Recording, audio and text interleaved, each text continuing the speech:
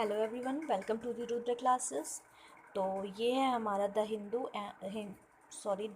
Current affair note and the Hindu current affair of 14 June 2020। तो चलिए अपने क्वेश्चंस को स्टार्ट करते हैं। And friends, before starting the questions I would like to say please do like, share and subscribe. और आप लोग comments नहीं करते हैं क्वेश्चंस को लेके, तो प्लीज़ क्वेश्चंस को कमेंट किया करिए। और all these comments motivate our efforts and all, so please comment us and ask questions and comment us on the questions which you are asking in the videos। तो चलिए start करते हैं questions को। तो हमारा पहला क्वेश्चन है, which statement is correct about WHO। तो WHO के रिगार्डिंग कौन सा स्टेटमेंट सही है। तो पहला स्टेटमेंट है, the WHO is specialised agency of United Nation responsible for international public health. And the second statement is the WHO constitution which established the agencies governing structure and principles state its main objective as attainment by all peoples of highest possible level of health। तो first statement है कि WHO जो organisation है वो एक specialised agency है United nation की, जो कि रिस्पॉन्सिबल है इंटरनेशनल पब्लिक हेल्थ के लिए। और दूसरा क्या है कि it stabilises agencies governing structure and principle. और इसमें क्या है कि इसका मेन ऑब्जेक्टिव है the attainment by all people of the highest possible level of health. तो highest possible level of health provide किया जा सके, लोगों को प्रॉपर तरीके से उनके हेल्थ का केयर किया जा सके, उसके लिए WHO है। तो नेक्स्ट स्टेटमेंट है सी, हेड क्वार्टर इसका कहाँ है, Geneva, Switzerland and founded in 7 अप्रैल 1948। तो अब इसका आंसर देख लेते हैं। पहले देखते हैं क्या क्या ऑप्शंस हैं हमारे। तो पहला ऑप्शन है A and B, means first A सही है एंड B सही है ओनली। और second option is B and C, third option is A and C, and fourth one is A B C, means all the above statements were correct regarding WHO। तो हमारा answer है इस question का statement 4, that is A, B and C, means कि all the above statements A, B, C are correct regarding WHO। तो जैसे जैसे मैं क्वेश्चंस पढ़ती जाऊँ, आप लोग प्लीज़ क्वेश्चंस के आंसर कमेंट बॉक्स में लिख के हमें कमेंट करके बताया करिए खुद से भी, और अपने आप को चेक किया करिए। और चलिए नेक्स्ट क्वेश्चन देखते हैं। हमारा नेक्स्ट क्वेश्चन है, what is the function of NALSA. तो नालसा का फंक्शन क्या है। तो before starting reading the statement regarding NALSA, first we should know what the full form of NALSA. तो नालसा का फुल फॉर्म है national legal services authority. NALSA means national legal services authority. तो let's start reading the statements. First statement is A, the principal objective of NALSA is to provide free and competent legal services to the weaker section of the society। तो इसका principal objective है, means NALSA का principal objective है कि provide करना free and competent legal services जो weaker section of the society है उसके लिए। और बी स्टेटमेंट है कि NALSA is a statutory body, not a, it's statutory body constituted under legal services authority act 1986।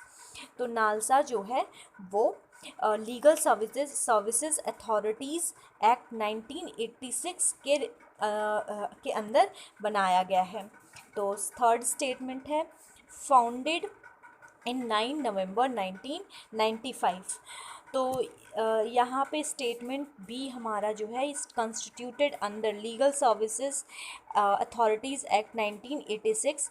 तो यहाँ पे ये जो एक्ट इसमें दिया हुआ है लीगल सर्विसेज अथॉरिटीज़ एक्ट, ये सही है, बट इसका जो ईयर दिया हुआ है 1986, ये 86 नहीं है, ये है 1987। तो हमारा आंसर हो गया इस यहाँ से अभी हम बी को देखें, बी तो हमारा गलत है। तो यहाँ से अगर हम एलिमिनेशन मेथड यूज़ करें तो पहला वाला ऑप्शन जो है ए एंड बी गलत हो गया, बी एंड सी ये भी गलत हो गया, क्योंकि बी गलत है तो आंसर फर्स्ट भी नहीं होगा, सेकंड भी नहीं होगा, थर्ड बी नहीं है। पहले फोर्थ देख लेते हैं, ए बी सी, तो यहाँ भी बी दिया हुआ है तो हमारा फोर्थ भी आंसर नहीं होगा। तो बी सिर्फ एक स्टेटमेंट, एक ऑप्शन में नहीं है, दैट इज़ थर्ड। तो हमारा आंसर हो गया ए एंड सी, मीन्स कि third option is the correct answer regarding NALSA. तो यहाँ पे फंक्शन सिर्फ पूछा गया है क्वेश्चन में, बट मैंने क्या किया है कि इसके फाउंडेशन को भी यहाँ पे बता दिया है कि क्वेश्चंस और भी इंफॉर्मेशन दे सके उसके लिए, रिगार्डिंग उसके लिए मैंने यहाँ पे फाउंडेशन को भी ऐड कर दिया है, फाउंडेशन की डेट को भी ऐड कर दिया है। तो यहाँ पे ये सेकंड बी स्टेटमेंट इसलिए गलत हो गया क्योंकि यहाँ पे जो ये ईयर लिखा हुआ है 1986, ये गलत है, ये 1986 नहीं 1987 है। तो चलिए अपना नेक्स्ट क्वेश्चन देखते हैं। नेक्स्ट क्वेश्चन है question number third, go tribal campaign launched by. तो गो ट्राइबल कैंपेन किसने लॉन्च किया? तो हमारे ऑप्शंस है, पहला ट्राइफेड, दूसरा मिनिस्ट्री ऑफ ट्राइबल अफेयर्स, तीसरा means C president of India, D survival international. तो सर्वाइवल इंटरनेशनल एक इंटरनेशनल ऑर्गेनाइजेशन है जो ट्राइब्स के लिए काम करती है, बट हमारा यहाँ पे आंसर क्या है? आंसर है ट्राइफेड। तो ट्राइफेड ने गो ट्राइबल कैंपेन को लॉन्च किया है। तो चलिए गो ट्राइबल कैंपेन के बारे में जान लेते हैं, क्या है ये, क्यों लॉन्च की गई है। तो गो ट्राइबल कैंपेन जो है ये है to create awareness and promote tribal arts, promote tribal arts and craft, as well as help in social economic welfare for more than 700 Indian tribes। तो सोशल इकोनॉमिक वेलफेयर की help के लिए और उनके आर्ट एंड क्राफ्ट को promote करने के लिए ये गो ट्राइबल कैंपेन लाया गया है। और ये किस तरह से किया जाएगा? Bye promoting and making available tribal handicraft, textile, jewelry and other accessories via global online marketing space। तो ये जो भी ट्राइबल ग्रुप बनाएगा, जैसे उनका आर्ट क्राफ्ट हो गया और जो भी ज्वेलरीज़ होंगी, एसेसरीज़ होंगी, टेक्सटाइल होंगे, उन्हें क्या किया जाएगा? ऑनलाइन मार्केट में स्पेस दिया जाएगा और उन्हें इसके थ्रू प्रमोट किया जाएगा। तो इस गो ट्राइबल कैंपेन का जो है ये टारगेट है। तो अभी हमने इसका आंसर देखा ट्राइफेड। तो ट्राइफेड के बारे में भी जान लेते हैं, क्या ट्राइफेड है। तो TRIFED is a tribal cooperative marketing development federation of India limited. तो ट्राइफेड मीन्स कि tribal cooperative marketing development federation of India limited. तो ये क्या है? ये कब इस्टेब्लिश हुआ? ये इस्टेब्लिश हुआ 1987 में by the ministry of welfare by the ministry of welfare by the Ministry of Welfare, Government of India under the Multi State Cooperative Society 1987 84। तो क्या है कि ये जो ट्राइफेड है ये मिनिस्ट्री ऑफ वेलफेयर जो कि गवर्नमेंट ऑफ इंडिया के अंदर है, ये under the multi state cooperative society act जो है 1984 का, उसके थ्रू इसे बनाया गया। तो ये बना 84 में और finally it was establish in 1987। तो ये डेट्स थोड़ा कंफ्यूजिंग होते हैं, इसे आप ध्यान रखिएगा। इट मीन्स कि जो सॉरी यहाँ पे ये इस्टेब्लिश हुआ 1987 में, बट ये किसके थ्रू बनाया गया? ये बनाया गया multi state cooperative society act 1984 के थ्रू। तो ये 1984 का जो एक्ट है मल्टी स्टेट कोऑपरेटिव सोसाइटी, इसके थ्रू ट्राइफेड को इस्टेब्लिश किया गया इन 1987 में। तो चलिए नेक्स्ट क्वेश्चन देखते हैं। तो हमारा नेक्स्ट क्वेश्चन है question 4, what is STRIDE scheme? STRIDE scheme क्या है? तो इसके रिगार्डिंग जो क्वेश्चंस है उसे देखते इसके रिगार्डिंग जो स्टेटमेंट्स है उसे देखते हैं। The University Grant Commission has approved a new initiative, a scheme for disciplinary research for India's developing economy। तो ये जो है स्ट्राइड, ये किसके द्वारा इनिशिएटिव किया गया है, यहाँ पे स्टेटमेंट में दिया है यूजीसी के द्वारा। और स्टेटमेंट बी है to support socially relevant local need based nationally important and globally significant research project के लिए।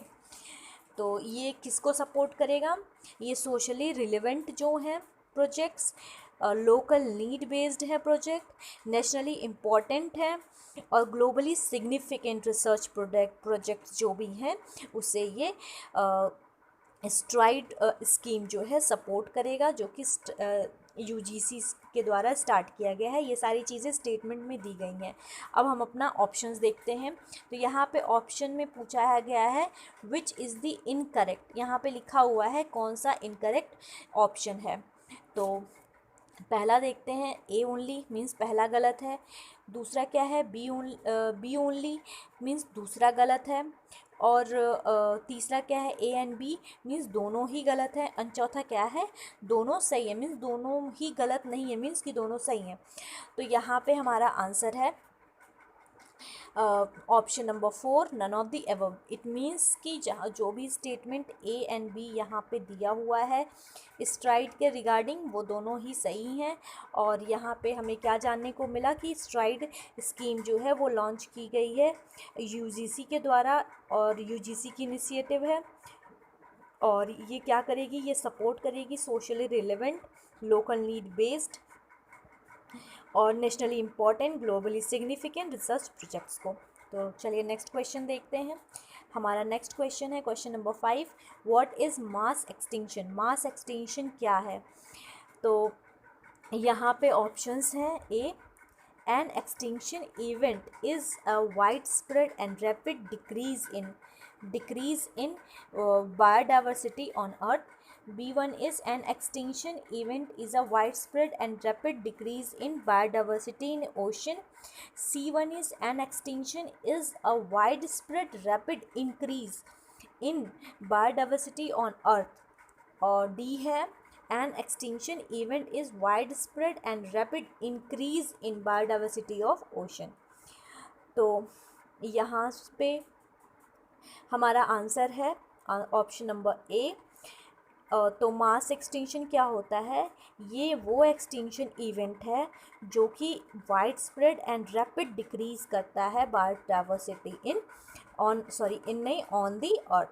तो अर्थ पे जो भी बायोडाइवर्सिटी है उसका एक wide spread and rapid decrease हो जाए उनका, तो इसे बोलते हैं मास एक्सटिंक्शन। तो मास एक्सटिंक्शन के बारे में जान लेते हैं। सॉरी फ्रेंड्स, मैंने यहाँ पे यूजीसी के बारे में और स्ट्राइड के बारे में नहीं बताया, आप पहले उसे भी देख लेते हैं। क्वेश्चन नंबर 4 में जो है यूजीसी के बारे में। तो यूजीसी क्या है, UGC means university grant commission. तो यूनिवर्सिटी ग्रांट कमीशन यूजीसी को बोलते हैं। The university grant commission of India is a statutory body. तो यूजीसी क्या है, ये भी स्टैट्यूटरी बॉडी है। स्टैट्यूटरी बॉडी किसे कहते हैं, जो कि किसी एक्ट के द्वारा बना हो उसे स्टैट्यूटरी बॉडी कहते हैं। तो ये यूजीसी एक्ट कब आया, ये आया 1956 में। तो किस मिनिस्ट्री के अंदर है, ये HRD ministry means human resource development ministry के अंदर है। And is charge with coordination determination and maintenance of standards of higher education. ये क्या करता है, charge with coordination determination and maintenance of standards of higher education के standard को maintain करने के लिए, डिटरमाइन करने के लिए, कोऑर्डिनेशन करने के लिए क्या है, यूजीसी काम करता है। तो चलिए नेक्स्ट क्वेश्चन पे, अभी हमने मास एक्सटिंक्शन के बारे में जानना था, उसे भी देख लेते हैं। तो mass extinction can be defined as a time period in which large percentage of all known living species go extinct. तो मास एक्सटिंक्शन क्या है, एक टाइम पीरियड एक ऐसा डिफाइंड टाइम पीरियड जिसमें क्या है large percentage of living organism जो है वो एक्सटेंड कर जाए, तो क्या होता है मास एक्सटिंक्शन। तो यहाँ अभी क्या है कि अभी अर्थ पे सेवरल मास एक्सटिंक्शन देखा जा चुका है, जिसका रीजन है climate change, geologic catastrophes, numerous volcanic eruption, और even meteoroids strikes on to earth surface. तो जो भी क्लाइमेट चेंज अभी हो रहा है, जियोलॉजिकल चेंजेस हो रहे हैं, वॉल्केनिक इरप्शन जिस तरह एग्जाम्पल है, तो ये सारे जो चेंजेस हैं ये सारे भी कॉज कर रहे हैं मास एक्सटेंशन को। और जो अभी मेटेरॉइड्स जो आके स्ट्राइक करते हैं अर्थ सरफेस पे, वो भी रीज़न होते हैं मास एक्सटेंशन का। तो देख लेते हैं अभी तक कितने मास एक्सटिंक्शन हो चुके हैं अर्थ पे। तो अभी तक 5 मास एक्सटिंक्शन हो चुके हैं, जो कि हैं Ordovician mass extinction, Devonian mass extinction, Permian mass extinction, Triassic Jurassic mass extinction and Cretaceous tertiary, जिसको केटी मास एक्सटिंक्शन भी बोलते हैं। तो ये जो भी ऑर्डोविशियन लिखा है, डेवोनियन लिखा है, ये डिफरेंट टाइम पीरियड्स है, इसको ऑप्शनल में पढ़ा जाता है इसके बारे में।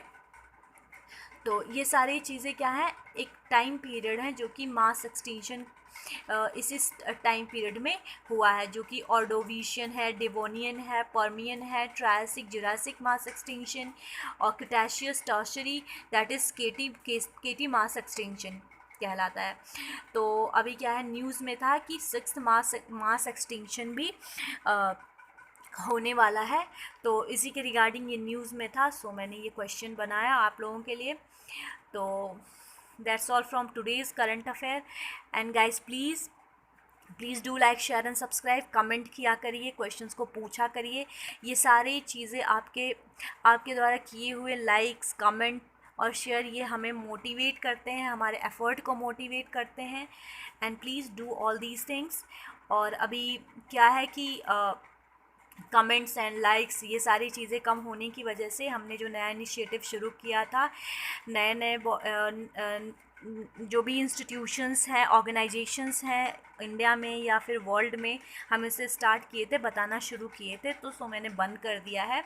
अभी क्या है, जब व्यूज़ बढ़ेंगे और आप लोग शेयर करेंगे, कमेंट करेंगे, तो हम उसे फिर से स्टार्ट करेंगे आप लोगों के लिए। So please do like share and subscribe, stay safe, stay healthy.